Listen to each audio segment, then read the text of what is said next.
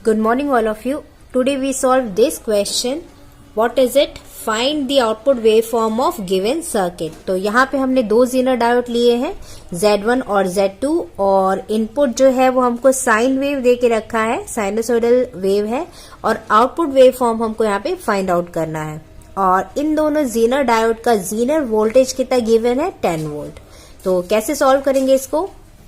यहाँ पर हमको जीनर डायोड का सिर्फ जीनर वोल्टेज दे के रखा है, तो हम ये मान के चलेंगे कि Z1 और Z2 दोनों ही क्या है, हमारे आइडियल जीनर डायोड है। ठीक है, अब आइडियल जीनर डायोड है तो सबसे पहले हमको पता होना चाहिए किसी भी जीनर डायोड के क्वेश्चन को सॉल्व करने के लिए उसका VI कैरेक्टरिस्टिक। तो यहाँ पे अगर मैं VI कैरेक्टरिस्टिक ड्रॉ करूं तो आइडियल जीनर डायोड का VI कैरेक्टरिस्टिक क्या होगा?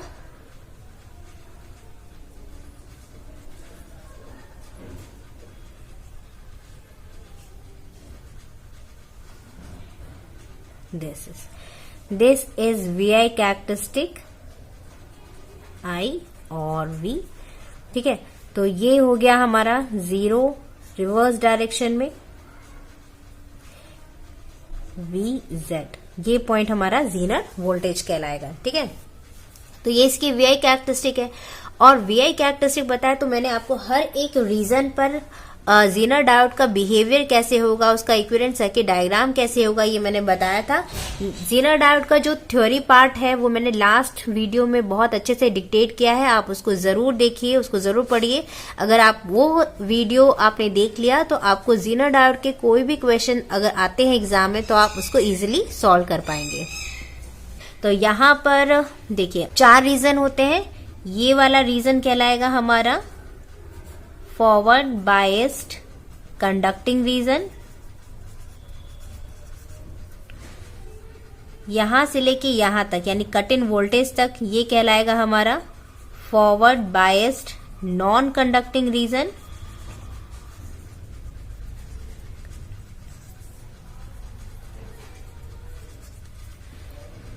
यहां से लेके यहां तक यानी 0 से लेके जीनर वोल्टेज तक का जो रीजन कहलाएगा वो हमारा क्या कहलाएगा? Reverse biased non conducting region.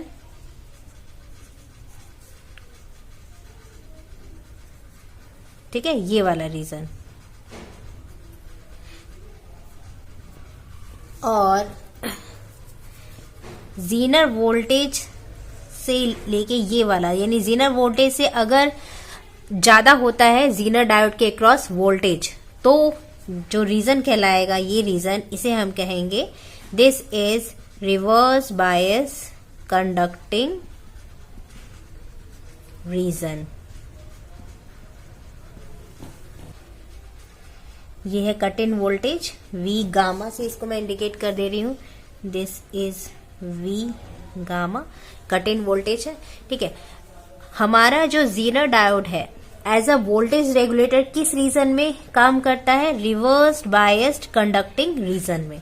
ठीक है, अब ये आपको तो पता है 4 सेक्शन होते हैं, हर एक सेक्शन में जीनर डायोड का इक्विवेलेंट सर्किट डायग्राम भी मैंने आपको बताया है, लेकिन यहाँ पे मैं एक बार फिर से डिक्टेट कर दे रही हूँ क्योंकि अगर हमको इक्विवेलेंट सर्किट डायग्राम नहीं पता होगा तो हम जीनर डायोड के क्वेश्चन सॉल्व नहीं कर पाएंगे। ठीक है, तो फॉरवर्ड बायस्ड और यहाँ पे देखिए यहाँ पर सिर्फ जीनर वोल्टेज देके रखा है, इसलिए हम ये मान के चल रहे हैं कि हमारे ये जो दोनों ही जीनर डायोड क्या है, आइडियल है, नॉट प्रैक्टिकल। क्या है वो? आइडियल है। और जब आइडियल होते हैं तो उनका बिहेवियर कैसे होगा? फॉरवर्ड कंडक्टिंग रीजन में वो कैसे बिहेव करेंगे? It will behave as a short circuit. जब वो फॉरवर्ड कंडक्टिंग रीजन में होंगे तो उनका बिहेवियर कैसे होगा? Short circuit. जब वो forward bias non conducting region में होंगे तो it will behave as a open circuit. ठीक है, जब वो reversed biased non conducting region में होंगे तो किसके जैसे बिहेव करेंगे? It will behave as a open circuit, क्योंकि जीनर डायोड क्या है हमारा यहाँ पे? आइडियल। और जब वो रिवर्स बायस कंडक्टिंग रीजन में होगा तो किसके जैसे बिहेव करेगा? It will behave as a voltage regulator और इसके क्रॉस जो वोल्टेज होगा दैट इज VZ। और याद रखिएगा ये जो पॉजिटिव टर्मिनल है प्लस माइनस, तो ये जो पॉजिटिव है वो कहाँ पे कैसे कनेक्टेड होगा? तो यहाँ पर जीनर डायोड कैसा होना चाहिए? ये जीनर डायोड। ठीक है, ये उसका एनोड टर्मिनल और ये उसका कैथोड। तो कैथोड के क्रॉस हम पॉजिटिव लेंगे और एनोड के क्रॉस हम क्या कर लेंगे, निगेटिव। ठीक है, तो ये हो गया इसका इक्विवेलेंट सर्किट डायग्राम हर एक रीजन पर। तो ये हमने जो इक्विवेलेंट सर्किट डायग्राम लिया है वो किसके लिए लिया है, आइडियल जीनर डायोड के लिए लिया है। किसके लिए लिया है, आइडियल जीनर डायोड। ठीक है, प्रैक्टिकल के लिए डिफरेंट होता है। तो ये कैरेक्टरिस्टिक आपको बाय हार्ट होना चाहिए और उसका इक्विवेलेंट सर्किट डायग्राम भी बाय हार्ट होना चाहिए, तो ही आप जीनर डायोड के क्वेश्चन सॉल्व कर पाएंगे। ठीक है, तो अब हम इस क्वेश्चन को सॉल्व करते हैं। तो यहाँ पे हमको ये इनपुट वेवफॉर्म दे के रखा है, हमको आउटपुट वेवफॉर्म फाइंड आउट करना है। तो यहाँ पे मैं ड्रॉ करती हूँ इनपुट वेवफॉर्म और इसके करस्पॉन्डिंग हम आउटपुट वेवफॉर्म फाइंड आउट करेंगे। ठीक है,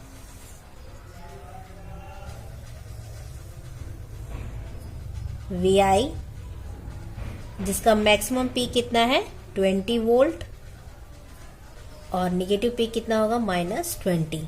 ठीक है, अब मुझे इसका आउटपुट वेवफॉर्म फाइंड करना है। ठीक है, तो मैं यहाँ पे आउटपुट वेवफॉर्म फाइंड करूंगी।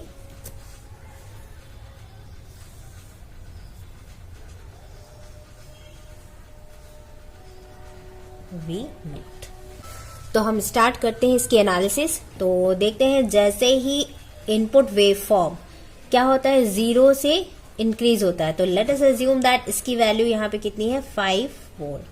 तो जैसे ही इनपुट जो है वो 5 वोल्ट पहुंचता है, ठीक है, तो VI ये दे रखा है, इसकी value let us assume that कितनी है, अभी 5 वोल्ट है।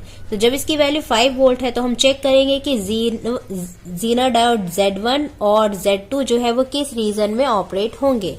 तो ये प्लस टर्मिनल है, इसका प्लस टर्मिनल किससे कनेक्टेड है, Z1 के एनोड से। ठीक है, और अगर हम निगेटिव टर्मिनल देखें तो निगेटिव टर्मिनल कहाँ पे कनेक्टेड है, इसके कैथोड टर्मिनल से। तो एनोड पॉजिटिव और कैथोड निगेटिव, ये निगेटिव और एनोड पॉजिटिव से कनेक्टेड है। इट मींस Z1 डायोड, जो Z1 जीनर डायोड है वो किस रीजन में ऑपरेट होगा, फॉरवर्ड बायस, क्योंकि एनोड पॉजिटिव है और कैथोड निगेटिव है। तो ये क्या होगा, फॉरवर्ड बायस होगा। अब हम देखेंगे फॉरवर्ड कंडक्टिंग रीजन में ऑपरेट होगा कि फॉरवर्ड नॉन कंडक्टिंग रीजन में। तो हम जानते हैं कि कट इन वोल्टेज जो होता है वो कितना होता है, 0.6 वोल्ट होता है। ठीक है, तो कट इन वोल्टेज 0.6 वोल्ट है। तो यहाँ पे हम देखेंगे कि Z1 के क्रॉस कितना वोल्टेज अपीयर है। तो अगर हम देखें तो ये 5 वोल्टेज है। तो ये 5 वोल्टेज अगर इनकेस हमारा जीनर डायोड जो है Z1 अगर वो ओपन सर्किट होता तो उसके क्रॉस कितना वोल्टेज अपीयर होता, 5 वोल्टेज। यानी Z1 के क्रॉस कितना वोल्टेज अपीयर हो रहा है यहाँ पे 5 वोल्ट, यानी वो कट इन वोल्टेज से क्या है, ज्यादा। जब कट इन वोल्टेज से ज्यादा है it means Z1 Zener diode जो है वो क्या होगा, किस रीजन में ऑपरेट होगा, हमारा फॉरवर्ड कंडक्टिंग रीजन में। और फॉरवर्ड कंडक्टिंग रीजन में ऑपरेट होगा तो ये किसके जैसे बिहेव करेगा, it will behave as a short circuit. तो ये किसके जैसे बिहेव करेगा, it will behave as a short circuit. ठीक है, तो Z1 तो हमको पता चल गया कि वो शॉर्ट सर्किट जैसे बिहेव कर रहा है। अब हम Z2 को चेक करें तो Z2 किसके जैसे बिहेव करेगा। तो सबसे पहले हम देखेंगे कि Z2 का जो एनोड टर्मिनल है वो निगेटिव टर्मिनल से कनेक्टेड है VI के, और इसका कैथोड टर्मिनल जो है वो पॉजिटिव से। तो कैथोड पॉजिटिव और एनोड निगेटिव, इट मीन्स ये किस रीजन में ऑपरेट होगा, रिवर्स बायस्ड रीजन पर। अब रिवर्स बायस में 2 रीजन होते हैं, एक होता है नॉन कंडक्टिंग और एक होता है कंडक्टिंग रीजन। तो किस में ऑपरेट होगा, तो हमने बताया था कि reverse biased non conducting region में तब तक ऑपरेट करेगा जब तक कि उसके अक्रॉस जो वोल्टेज है, लेट अस अज्यूम दैट कि इसके अक्रॉस वोल्टेज कितना है, V2 plus minus V2 voltage. तो जब तक V2 की वैल्यू, जो V2 का जो भी वैल्यू होगा, अगर वो जीनर वोल्टेज से कम है, यानी 0 से जीनर वोल्टेज के बीच में अगर उसका एम्पलीट्यूड है, तो वो तो हमारा ये जो जीनर डायोड है वो किस रीजन में ऑपरेट होगा, reverse bias non conducting region में। और जब वो इस रीजन में ऑपरेट होगा तो उसका बिहेवियर जो होगा वो कैसा होगा, ओपन सर्किट होगा। ठीक है, तो यहाँ पे हम चेक करेंगे कि V2 के क्रॉस कितना वोल्टेज है। तो यहाँ पे देखिए जो V2 है वही हमारा आउटपुट वोल्टेज रहेगा, यानी V2 जो है वो किसके इक्विवेलेंट होगा, किसके बराबर होगा, देखिए प्लस माइनस V2 और वही V0 है। तो V2 इज इक्वल टू क्या होगा, V0 होगा। अब स्टार्टिंग में अगर हम देखें तो यहाँ पे कितना वोल्टेज है, 5 वोल्टेज है। तो अगर 5 वोल्टेज है तो ऑलमोस्ट इसके क्रॉस जो वोल्टेज होगा, Z2 के क्रॉस जो वोल्टेज होगा वो जीनर वोल्टेज से क्या होगा, कम ही होगा। क्यों? क्योंकि जीनर वोल्टेज कितना है यहाँ पे 10 वोल्ट। ठीक है, तो जब 10 वोल्ट की सप्लाई यहाँ पे दे ही नहीं रखी, कितना दे रखा है, सिर्फ 5 वोल्ट दे रखा है, तो 10 वोल्ट तो अपीयर होगा ही नहीं यहाँ पर। यानी इसके क्रॉस जो V2 की वैल्यू है वो हमेशा वो अभी इस टाइम पर क्या होगी, 10 वोल्टेज से कम होगी। यानी 10 वोल्टेज यानी VZ की वैल्यू कितनी है, 10 वोल्ट। तो 10 वोल्टेज से इसकी वैल्यू क्या है, कम। यहाँ पे कहीं पे इसका वोल्टेज है, तो जब वो यहाँ पे इस वोल्टेज है V2 की वैल्यू इस रीजन पर है तो उसका बिहेवियर किसके जैसे होगा, ओपन सर्किट। तो यहाँ पर ये इसका बिहेवियर क्या होगा, ओपन सर्किट। ठीक है, तो V2 की वैल्यू यहाँ पर हम फाइंड आउट कर ले तो कितनी आएगी। तो देखिए ये ओपन सर्किट है, Z2 हमारा ओपन सर्किट है, जबकि यहाँ पे क्या था, Z1 क्या है, शॉर्ट सर्किट। और अगर हम V2 की वैल्यू फाइंड करें तो V2 की वैल्यू क्या आएगी, यहाँ पर देखिए ये VI है और यहाँ पर भी ओपन सर्किट है और ये भी ओपन सर्किट है, तो कोई भी क्लोज्ड पाथ नहीं मिल पा रहा है। तो जब क्लोज पाथ मिल ही नहीं पा रहा है तो उसमें फ्लो होने वाली करंट I की वैल्यू क्या होगी, 0 होगी, क्योंकि कोई क्लोज्ड पाथ नहीं मिल पा रहा है करंट को फ्लो होने के लिए।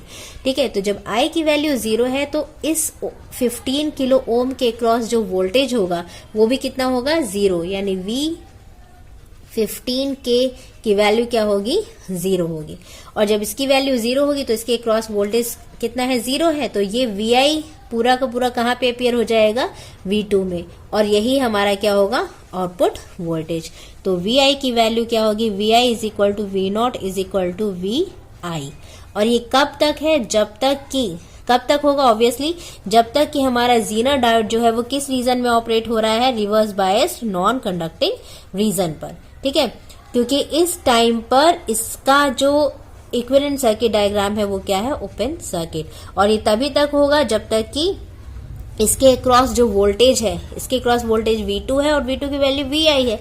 यानी अल्टीमेटली हम ये कह सकते हैं कि जब तक कि VI की वैल्यू जो है वो जीनर वोल्टेज से कम है, और जीनर वोल्टेज कितना है यहाँ पे, 10 वोल्ट। तो VI की वैल्यू जब तक 10 वोल्ट से छोटी है, यानी जब तक VI की वैल्यू 0 से 10 वोल्ट के बीच में है, तब तक हमारा Z2 जो है वो क्या होगा, ओपन सर्किट होगा। और V0 जो है वो किसको फॉलो करेगा, VI को, क्योंकि यहाँ पे कोई भी क्लोज पाथ मिल नहीं रहा है इसलिए। ठीक है, तो यहाँ पे कंडीशन क्या आई कि VI की वैल्यू, जब तक VI की value less than or equal to कितना है, 10 वोल्ट। और 10 वोल्ट क्या है हमारा, VZ जीनर वोल्टेज। जब तक कि VI की वैल्यू 10 वोल्ट से कम है या उसके बराबर है, तब तक V0 की वैल्यू क्या होगी, यहाँ पर V0 हमारा कितना होगा, VI। ठीक है, V0 हमारा क्या होगा, VI। V0 किसको फॉलो करेगा, क्योंकि V0 है, V0 किसको फॉलो करेगा, VI को। और वही वो, और उतना ही हमारे यहाँ पे V2 की वैल्यू क्या होगी, V2 भी किसको फॉलो करेगा, VI को, क्योंकि ये V2 है। यानी यहाँ पे प्लस माइनस V2, तो ये भी क्या हो गया, V2। तो V2 क्या है हमारा, VI के बराबर। ठीक है, तो अब हम यहाँ पे आउटपुट वेवफॉर्म फाइंड करें तो आउटपुट वेवफॉर्म जब तक इसकी वैल्यू कितनी है, 10 वोल्ट से कम, तो इस वाले पॉइंट पर 10 वोल्ट तक पहुंचती है VI की वैल्यू, तो आउटपुट जो है वो VI को फॉलो करेगा। तो ये हो गया आउटपुट यहाँ कहाँ तक, 10 तक। ठीक है, अब जैसे ही VI की वैल्यू 10 से ज्यादा होती है तो लेट अस अज्यूम दैट कि VI की वैल्यू कितनी पहुंचती है, माना कि VI की वैल्यू पहुंचती है 10.0001। ठीक है, स्लाइटली ग्रेटर देन 10 वोल्टेज। तो जैसे ही इसकी वैल्यू 10 वोल्ट से थोड़ी सी भी ज्यादा होती है तो क्या होगा, देखिए यहाँ पे जैसे ही 10 वोल्ट से ज्यादा हुआ V2 की वैल्यू, तो जैसे ही V2 10 वोल्टेज से कम है तो वो इस रीजन में ऑपरेट हो रहा है, लेकिन जैसे ही इसकी वैल्यू 10 वोल्ट से ज्यादा होती है तो वो किस रीजन में आ गया, हमारा रिवर्स बायस्ड कंडक्टिंग रीजन पे।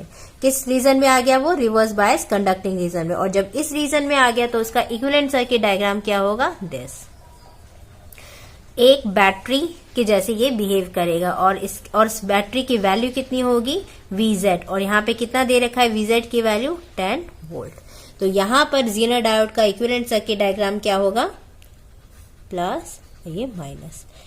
ठीक है, तो ये हो गया हमारा Vz की वैल्यू, और यहाँ पे V2 की वैल्यू अब कितनी होगी, Vz, और Vz कितना है 10 वोल्ट। ठीक है, तो V2 की वैल्यू कितनी हो गई 10 वोल्ट। क्यों 10 वोल्ट हुई, क्योंकि Vi की वैल्यू जो है वो जैसे ही 10 वोल्ट से ज्यादा होती है, जैसे ही Vi की वैल्यू जो होती है वो जैसे ही 10.0001 स्लाइटली ग्रेटर देन होता है, जीनर डायोड जो है वो नॉन कंडक्टिंग रीजन से किस रीजन में आ जाता है, रिवर्स्ड बायस्ड कंडक्टिंग रीजन में, और जैसे ही इस रीजन में आ जाता है उसका इक्विवेलेंट सर्किट डायग्राम क्या हो जाएगा, दिस। तो ये हो गया उसका इक्विवेलेंट सर्किट डायग्राम, और इस इक्विवेलेंट सर्किट डायग्राम में क्या लगा रहता है, एक जीनर वोल्टेज सोर्स लगा होता है, और ये किसके जैसे बिहेव करेगा, it will behave as a battery, यानी 10 वोल्ट की बैटरी जैसे। तो यहाँ पे 10 वोल्टेज जो है वो कहाँ पे अपियर हो गया, V2 के अक्रॉस Vz वोल्टेज, और जैसे ही V2 की वैल्यू कितनी हो गई 10 वोल्ट, तो जो V2 है ये देखिए प्लस माइनस, जो V2 है वही हमारा क्या है, V0 है, प्लस माइनस देखिए plus minus and plus minus. और इस सिचुएशन पर जैसे ही ये हमारा जीनर डायोड किस में आ जाता है, रिवर्स बायस्ड कंडक्टिंग रीजन में आ जाता है, वैसे ही देखिए इसको क्लोज पाथ मिल गया। तो जब इसको क्लोज पाथ मिल जाता है तो यहाँ पे करंट क्या होने लगेगी, फ्लो होने लगेगी, यहाँ पे करंट फ्लो होने लगेगी, और इसके क्रॉस कोई ना कोई वोल्टेज अपियर होगा। ठीक है, यानी V50 की वैल्यू जो है वो कुछ आएगी, और वो कितनी आएगी हम फाइंड कर सकते हैं, इजीली हम फाइंड कर सकते हैं यहाँ पर। तो देखिए कैसे फाइंड कर सकते हैं, V15 की वैल्यू कैसे निकाल सकते हैं, यहाँ पे देखिए Vi की वैल्यू इस पॉइंट पर कितनी है 10.001, यानी यहाँ पर कितनी है 10.001 है, और यहाँ पर कितना है 10 वोल्टेज है। तो स्लाइटली क्या होगा, यहाँ पे करंट जो वोल्टेज डिफरेंस क्रिएट होगा, जैसे जैसे Vi की वैल्यू 10 से बढ़ती जाएगी, जैसे यहाँ पे 10.001 है, या फिर हम ये कह सकते हैं जैसे इसकी वैल्यू हो गई 11, Vi की वैल्यू मैंने कितनी अज्यूम कर ली, लेट अस अज्यूम दैट 11, 10 से ग्रेटर देन। तो जैसे इसकी वैल्यू 11 हुई, अब V2 तो फिक्स है, क्योंकि हमने बताया था कि जीनर वोल्टेज से अगर V2 वोल्टेज जीनर वोल्टेज से कितना भी ग्रेटर देन हो जाए, उस जीनर उसका इक्विवेलेंट सर्किट डायग्राम जो है वो कितना होगा 10, यानी उसके क्रॉस जो वोल्टेज होगा वो 10 वोल्टेज पर फिक्स हो जाएगा, जीनर वोल्टेज फिक्स हो जाएगा, भले ही इसके क्रॉस हम कितना भी वोल्टेज बढ़ाते जाएं। ठीक है, तो Vi की वैल्यू यहाँ पे हो गई 11 वोल्ट एज्यूम किया है, और यहाँ पे V2 की वैल्यू कितनी है 10 वोल्ट, तो यहाँ पे V2 कितना है 10 वोल्ट। तो इस टाइम पीरियड पर V15 की वैल्यू क्या होगी 11 minus 10 and that is equal to 1 volt.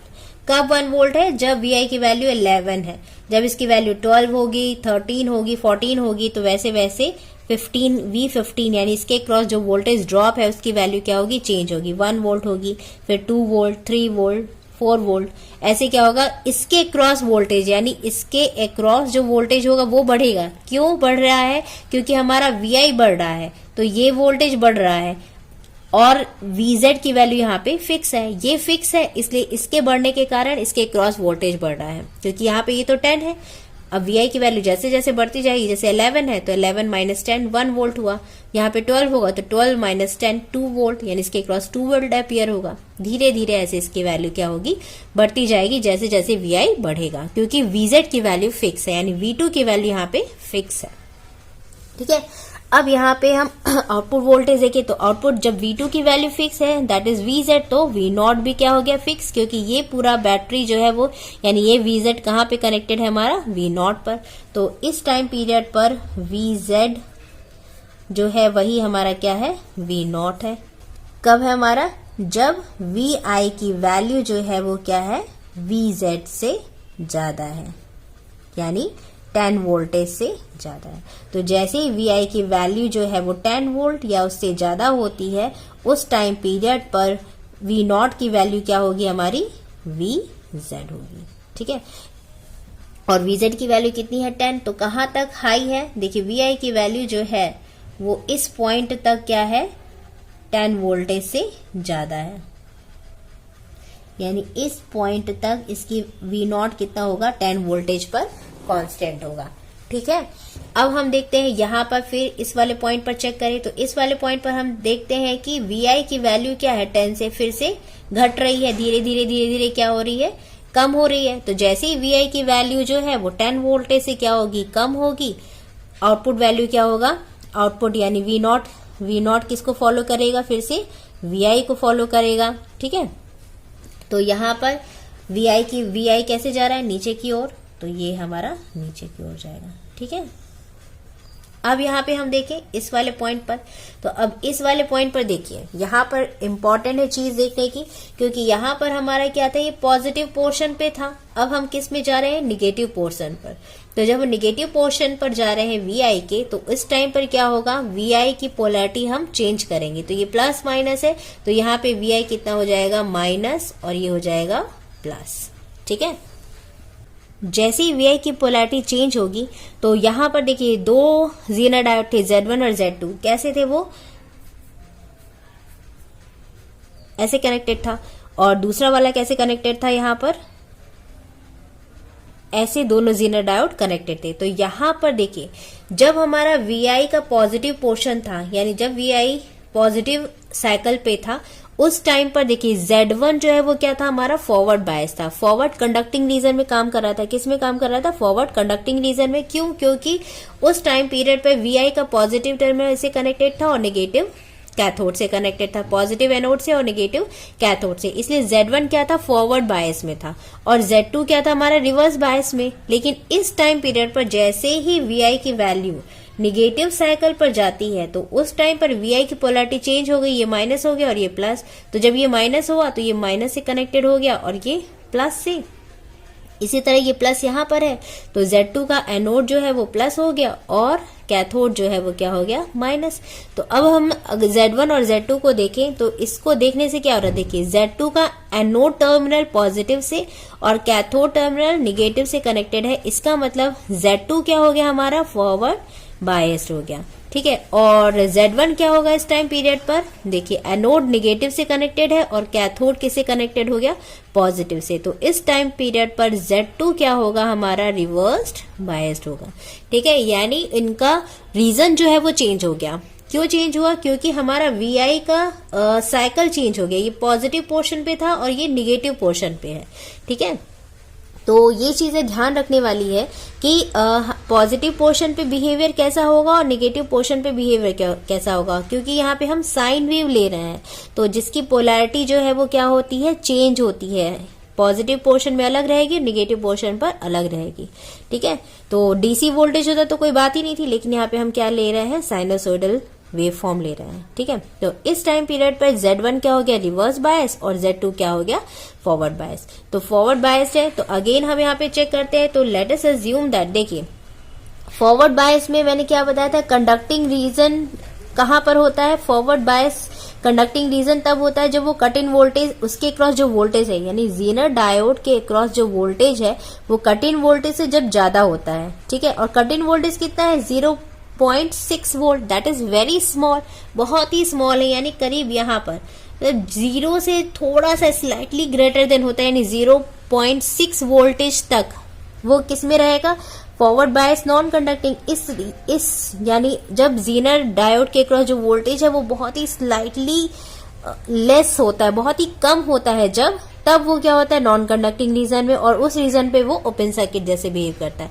तो यानी जो हमारा ये Z2 है जीनर डायोड के बहुत ही कम टाइम पीरियड के लिए क्या होगा, ओपन सर्किट होगा, एंड देन इसके बाद ये क्या हो जाएगा, शॉर्ट सर्किट होगा। जैसे ही इसके क्रॉस जो वोल्टेज है, यानी Z2 के क्रॉस वोल्टेज कितना है, V2, जैसे ही V2 की वैल्यू जो होती है वो कट इन वोल्टेज से जैसे ही ग्रेटर देन होती है, वो किस रीजन में आ जाएगा, फॉरवर्ड बायस कंडक्टिंग रीजन में, और इसका बिहेवियर क्या हो जाएगा, शॉर्ट सर्किट। तो हम यहाँ पे हम ये अज्यूम करके चलते हैं कि कट इन वोल्टेज बहुत ही ज्यादा स्मॉल है, इसलिए हम इसको डायरेक्टली किस रीजन में मानते हैं, फॉरवर्ड बायस कंडक्टिंग रीजन पर। ठीक है, तो यहाँ पर Z2 का बिहेवियर क्या हो गया, शॉर्ट सर्किट। ठीक है, क्यों, क्योंकि ये फॉरवर्ड बायस कंडक्टिंग रीजन में ऑपरेट हो रहा है, तो ये हो गया शॉर्ट सर्किट। ठीक है, Z2 हमारा हो गया शॉर्ट सर्किट। अब हम Z1 को देखें, तो Z1 के लिए कंडीशन क्या है, ये तो पहले तो रिवर्स बायस में है। ठीक है, अब हम चेक करेंगे कि वो reverse bias non conducting region में है कि रिवर्स बायस कंडक्टिंग रीजन में है। नॉन कंडक्टिंग रीजन कहां से कहां तक होगा, 0 से VZ तक के बीच। यानी अगर जीनर डायोड के क्रॉस जो वोल्टेज होता है अगर वो 0 से VZ के बीच में है तो किस रीजन में ऑपरेट होगा, वो reverse biased non conducting region में। किसमें होगा, reverse biased non conducting region में। और इस रीजन में अगर होता है तो उसका बिहेवियर क्या होता है, it will behave as a open circuit.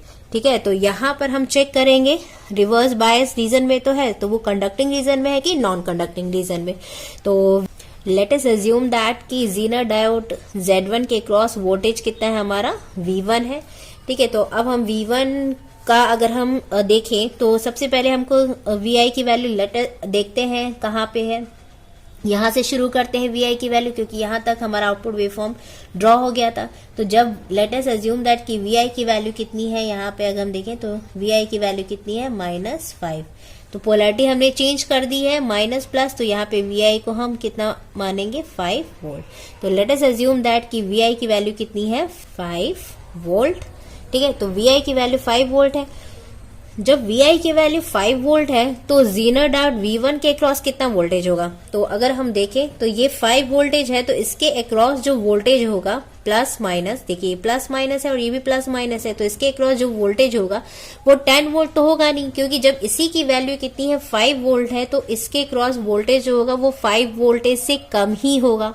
ठीक है, 5 वोल्टेज से ज्यादा तो होगा नहीं, 5 वोल्टेज से क्या होगा, कम ही होगा। तो जब इसकी वैल्यू VI की वैल्यू 0 से 5 वोल्ट तक पहुंचती है तो V1 की वैल्यू जो है वो कितनी होगी, 5 वोल्ट से कम ही होगी। और जब V1 की वैल्यू 5 वोल्टेज से कम है, यानी V1 ये कितना है, 5 वोल्टेज से कम है, तो वो कहाँ किस रीजन में आ रहा है। लेट अस अज्यूम दैट ये V1 की वैल्यू है तो वो किस रीजन में आ रहा है, 0 से VZ के बीच में आ रहा है, यानी वो reverse biased non conducting region में आ रहा है। और जब वो reverse biased non conducting region में आ रहा है तो उसका बिहेवियर कैसा होगा, it will behave as a open circuit. तो Z1 का बिहेवियर क्या होगा, ओपन सर्किट। कब, जब VI की वैल्यू जो है वो 0 से 5 तक पहुंचती है, तब तक के लिए तो ओपन सर्किट है। ठीक है, तो मैं इसको ओपन सर्किट मेंशन कर दूं तो ये हो गया ओपन सर्किट। ठीक है, और इसके क्रॉस जो वोल्टेज है प्लस माइनस V1, तो V1 की वैल्यू यहाँ पर क्या होगी, V1 की वैल्यू यहाँ पे ये ओपन सर्किट है तो अब V1 की वैल्यू अगर हम निकाले तो देखिए फिर से वही चीज है, ये ओपन सर्किट है और आउटपुट भी यहाँ पे क्या है, ओपन ही है। तो I को फ्लो यानी करंट को फ्लो होने के लिए कोई भी क्लोज पाथ नहीं मिल पा रहा है। तो अगेन यहाँ पे क्लोज पाथ ना मिल पाने के कारण I की वैल्यू क्या होगी, यहाँ पर 0 होगी, I इज इक्वल टू 0। तो करंट क्या होगा, फ्लो ही नहीं होगी। जब करंट फ्लो नहीं होगी तो इसके अक्रॉस वोल्टेज ड्रॉप क्या होगा, 0 होगा। ठीक है, और जब वोल्टेज ड्रॉप 0 है तो यहाँ पे कोई भी वोल्टेज नहीं है, तो ये VI पूरा का पूरा कहाँ पे अपीयर हो जाएगा, V1 में। और V1 ही हमारा क्या है, V0 है, क्योंकि देखिए ये V0 और यही यहाँ पर V1 है एंड दैट इज VI। तो यहाँ पर VI कितना होगा, यहाँ पर V1 जो है वो किसको फॉलो करेगा, V1 फॉलो करेगा VI को। ठीक है, तो जो जितना VI होगा वही हमारा क्या होगा, V1 होगा, और जितना V1 होगा वही हमारा क्या होगा, V0 होगा। तो यहाँ पर देखिए V0 की वैल्यू देखिए ये हो गया प्लस माइनस और ये प्लस माइनस, तो यहाँ पर V0 कितना हो जाएगा, माइनस VI। अब देखिए यहाँ पे इंपॉर्टेंट चीज है, देखिए यहाँ पे ध्यान से देखिएगा, गलती मत करिएगा। V0 इज इक्वल टू मैंने माइनस VI इसलिए लिया है, देखिए VI की पहले ही मैंने पोलैरिटी चेंज कर दी है, यानी इसको मैंने माइनस और प्लस कर दिया है। ठीक है, माइनस प्लस कर दिया है, इसका मतलब कि यहाँ पर मैं जो भी इसका निगेटिव एम्पलीट्यूड है, जैसे -5, -6, -7 एंड -20, वो मैं यहाँ पे प्लस फॉर्म में लिखूंगी, यानी 5, 6, 7, 8। क्यों ऐसा लिखूंगी, क्योंकि यहाँ पे मैं उसका मैग्नीट्यूड लिख रही हूँ। पोलैरिटी मैंने चेंज कर दी है इसलिए साइन यहाँ पे मेंशन नहीं होगा। ठीक है, अगर इसकी पोलैरिटी यहाँ पे प्लस और यहाँ माइनस होती, जैसे पहले से ही क्वेश्चन में दिया हुआ था प्लस माइनस, तब मुझे यहाँ पे क्या रखना पड़ता, विथ साइन, यानी -1, -2, -3, -4, -5, -6, जैसे जैसे ये इसका एम्पलीट्यूड यहाँ पे जाएगा। लेकिन मैंने यहाँ पे पोलैरिटी चेंज कर दी है, इसलिए यहाँ पर मैं सिर्फ और सिर्फ इसका एम्पलीट्यूड लिखूंगी, यानी 1, 2, 3। जैसे यहाँ पे ये वाला पॉइंट है तो इस वाले पॉइंट में देखेंगे तो कितना दिखा रहा है, VI की वैल्यू कितनी है, -5। -5 का मतलब है कि मैंने पोलैरिटी यहाँ माइनस प्लस कर दिए तो यहाँ पे मैं सिर्फ और सिर्फ 5 लिखूंगी। ठीक है, अब देखिए वी नॉट केवीएल लगाओ तो देखिए ये प्लस माइनस है, प्लस माइनस, और ये कितना है प्लस माइनस, तो क्या होगा plus minus and plus minus, तो ये कितना हो जाएगा V naught is equal to minus V I. जबकि V1 की वैल्यू क्या होगी, देखिए plus minus and minus plus, तो V1 is equal to V I होगा बाय KVL। ठीक है, KVL अप्लाई करोगे तो आ जाएगा।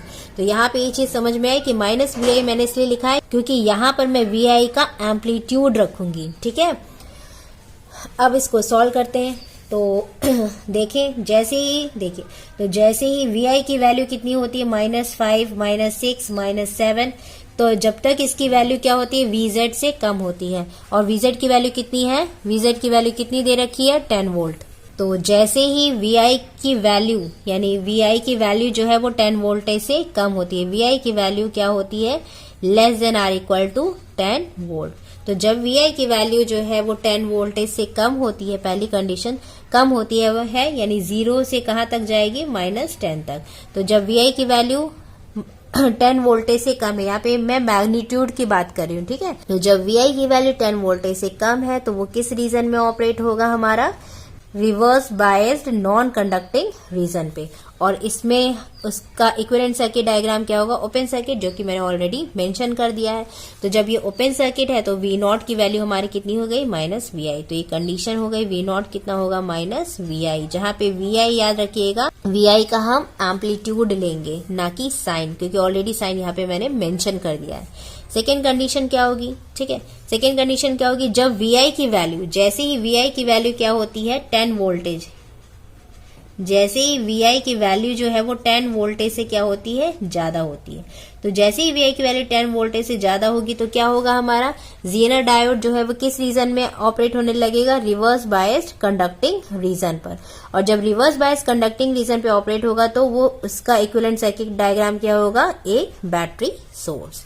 ठीक है, तो सबसे पहले हम पहली कंडीशन पे चलते हैं, जब VI की वैल्यू क्या है 10 वोल्टेज से कम है।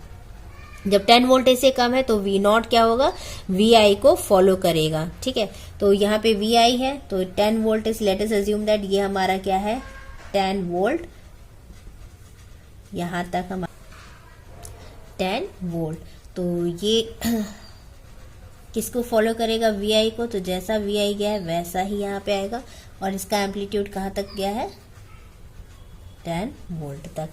ठीक है, एंड देन इसके बाद जैसे ही VI की वैल्यू क्या होती है 10 वोल्टेज से ग्रेटर देन होती है, यानी VI greater than or equal to 10 volt. और इस सिचुएशन पे क्या होगा, Z1 जो है उसका इक्विवेलेंट सर्किट डायग्राम कैसा होगा, बैटरी सोर्स, और वो भी कितना बैटरी 10 वोल्टेज की बैटरी। तो 10 वोल्टेज की बैटरी, तो हमेशा मैंने बताया है इसका पॉजिटिव टर्मिनल जो है वो किससे कनेक्टेड होगा, हमारे कैथोड, यानी पॉजिटिव हम किस तरफ रखेंगे, जिस तरफ हमारा कैथोड रहेगा। तो इसका कैथोड कैसे था, ये ऐसा कैथोड था और ये एनोड, तो ये हो गया, और इसकी वैल्यू कितनी हो गई 10 वोल्ट। ठीक है, तो ये इसका प्लस है और इसका माइनस। तो यहां पर हम देखें तो फिर से ये Z1 जो है वो बैटरी सोर्स जैसे बिहेव करेगा, और जैसे ही इसका बिहेवियर जो है वो इस टाइप से हो जाता है वैसे ही करंट क्या होगी, फ्लो होने लगेगी। यानी जब पहले इसकी वैल्यू 0 थी अब इसकी वैल्यू 0 नहीं होगी, क्योंकि क्लोज पाथ इसको मिल जाएगा।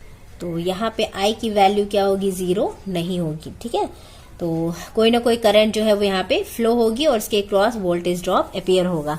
तो यहाँ पर अब V नॉट की वैल्यू क्या होगी, आउटपुट वोल्टेज क्या होगा हमारा, यहाँ पर Z1 क्या है, स्टिल रिवर्स बायस्ड है। ठीक है, तो आउटपुट वोल्टेज क्या होगा, तो देखिए plus minus and plus minus, तो V नॉट KVL से V नॉट की वैल्यू क्या हो गई -10 वोल्ट, -10 वोल्ट। तो V नॉट की वैल्यू कितनी हो गई -10 वोल्ट, तो -10 वोल्ट। तो ये देखिए V नॉट की वैल्यू कितनी हो गई यहाँ पर -10 वोल्ट।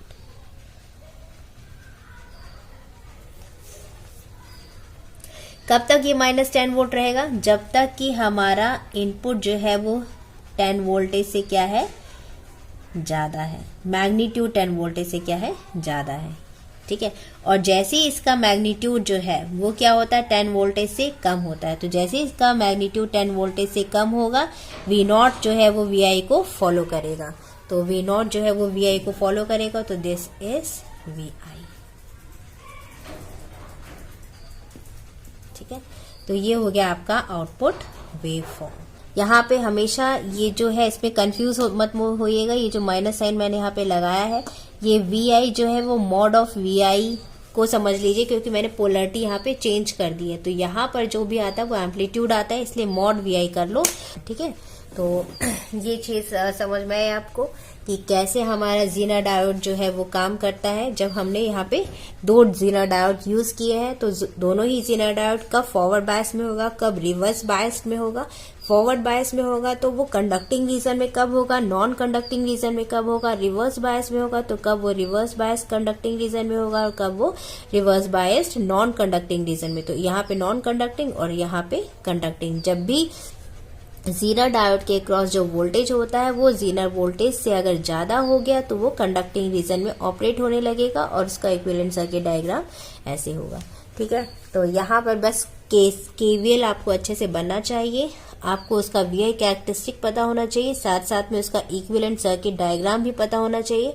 यहाँ पर देखिए जीनर डायोड आइडियल है, इसलिए मैंने ideal equivalent circuit diagram draw किया है। अगर प्रैक्टिकल होता तो आपको practical equivalent circuit diagram mention करना पड़ता, एंड देन इसके बाद उसकी एनालिसिस करनी होती। ठीक है, तो ये चीज बहुत ही इंपॉर्टेंट थी।